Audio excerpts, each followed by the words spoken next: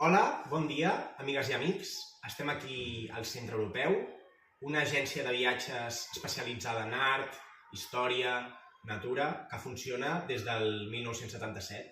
I tenim aquí a la Sandra, responsable d'atenció al soci i directora de reserves dels viatges.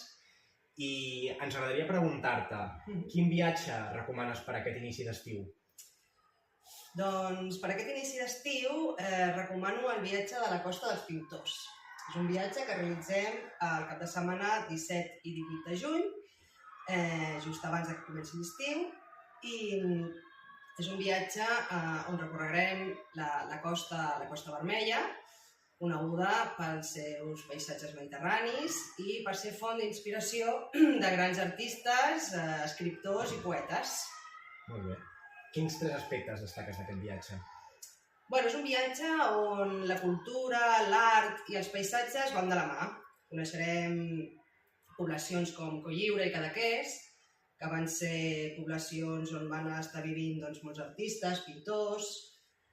Podrem recórrer els seus carrers, on encara es respira aquest ambient bohemi. I a més també visitarem la població d'Elna, on van succeir grans fites històriques de la nostra terra. Molt bé.